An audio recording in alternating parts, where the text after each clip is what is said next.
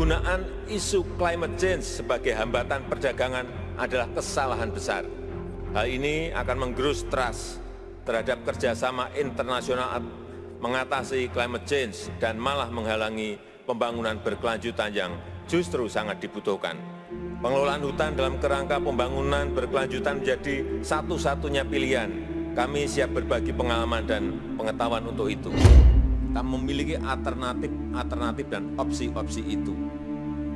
Hari ini CPO menjadi biodiesel.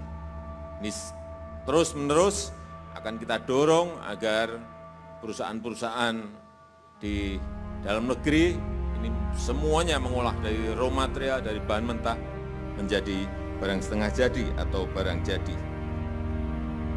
Pilihan untuk memperkuat industri biodiesel ini sangat-sangat strategis ke depan. Pertama, meningkatkan ketahanan energi kita, meningkatkan ketahanan energi nasional kita, kemudian juga menekan besarnya defisit neraca perdagangan akibat impor solar. Artinya kalau kita sudah bisa memproduksi sendiri biodiesel di sini, dijadikan campuran menjadi solar, impor kita juga akan turun drastis.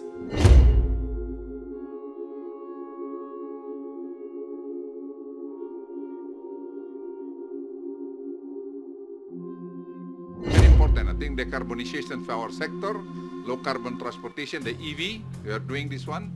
And also the alternative fuels. Now we are doing research on the palm oil because we believe by 2040, 45, we can produce like 100 million tons of palm oil. So 30% of this we're going to for food, and then 70% we can do some research, then we can make ethanol. So we don't need to import the fossil oil anymore by that time. Karena kita tekanan terhadap kelapa sawit kita betul-betul saya kira perlu diantisipasi dari dalam negeri sehingga benar-benar kita memiliki sebuah bargaining position yang baik terhadap Uni Eropa maupun negara-negara lain yang mencoba untuk membuat bargaining position kita lemah. Dan juga saya melihat bahwa CPO ini, saya mendengar CPO ini juga bisa dibuat aftur. Tolong ini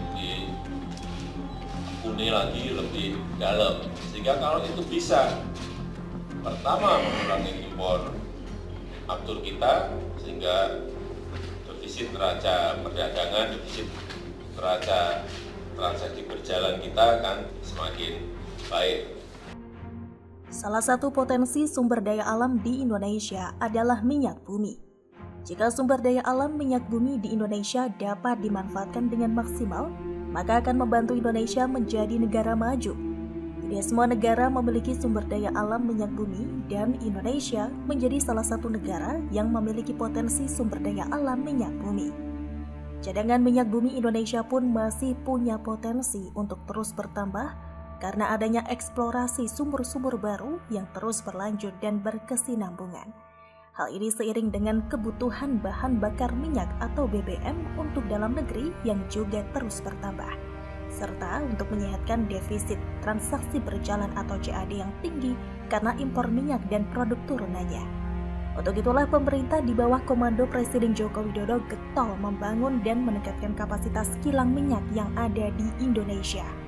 Namun, di tengah keseriusan pemerintah Indonesia untuk menjadi negara maju dan mandiri di bidang energi, sejumlah negara besar justru berusaha untuk menghalang-halangi langkah tersebut. Kabar tak sedap datang dari proyek kilang raksasa Indonesia milik PT Pertamina Persero, yakni Refinery Development Master Plan atau RDMP, atau kilang Balikpapan Kalimantan Timur, di mana pemberi jaminan untuk pengembangan kilang tersebut, yakni Bank Ekspor Impor Amerika Serikat atau the US Export-Import Bank, dikabarkan mundur dari rencana untuk memberikan pinjaman senilai 99,7 juta dolar Amerika Serikat atau setara dengan 1,46 triliun rupiah.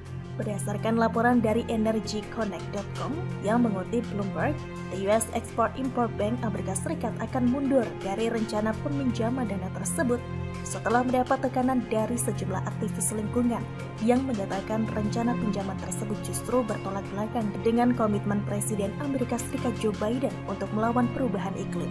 Sebagai tindak lanjut dari evaluasi yang disampaikan pemangku kepentingan terkait baru-baru ini, proyek itu telah dihapus dari agenda. Ini bukan kali pertama proyek Indonesia dipermasalahkan oleh negara besar dunia. Jokowi pun harus memutar otak agar Indonesia bisa menyusul dan bersaing dengan negara maju. Indonesia telah berkomitmen untuk secara perlahan melepas ketergantungan terhadap penggunaan bahan bakar fosil pada 2045. Kebutuhan energi nantinya akan digantikan dengan mengembangkan potensi minyak kelapa sawit sebagai bahan bakar alternatif.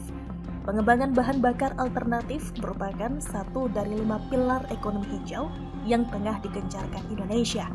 4 pilar lainnya yaitu dekarbonisasi sektor kelistrikan, transportasi rendah karbon yang salah satunya berupa adopsi kendaraan listrik, industri hijau, dan carbon sinks yang meliputi carbon capture dan carbon offset market.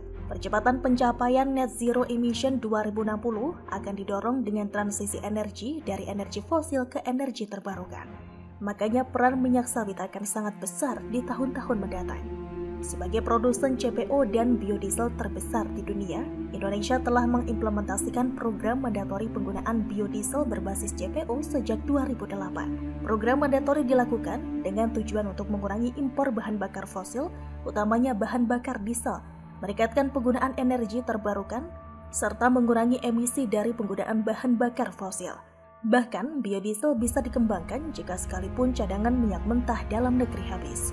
Meski sempat digugat di Uni Eropa di World Trade Organization atau WTO atas pengenaan biaya masuk anti-dumping atau BMA di produk biodiesel asal Indonesia, namun nyatanya penggunaan sawit dalam biodiesel memiliki banyak manfaat. Salah satu keuntungannya adalah fakta bahwa bahan bakar ini berasal dari sumber daya terbarukan yang dapat ditanam dan bisa mengurangi ketergantungan pada minyak. Biodiesel juga bisa mengurangi emisi gas buang, termasuk jumlah jelaga dan asap knalpot. Penelitian Environmental Protection Agency atau EPA mengungkapkan biodiesel mengeluarkan karbon dioksida 11% lebih sedikit dari partikel dan 10% lebih sedikit daripada solar. Bahkan, studi yang dilakukan Departemen Energi dan Pertanian Amerika Serikat menemukan bahwa biodiesel dapat mengurangi emisi karbon dioksida bersih sebesar 78%. Maka Indonesia tidak menjadi rugi dan lantas khawatir jika Amerika Serikat ramai-ramai hengkang dari mega proyek Indonesia. Mereka lah yang takut kalah saing dengan kekuatan alam Indonesia yang semakin tak tertandingi.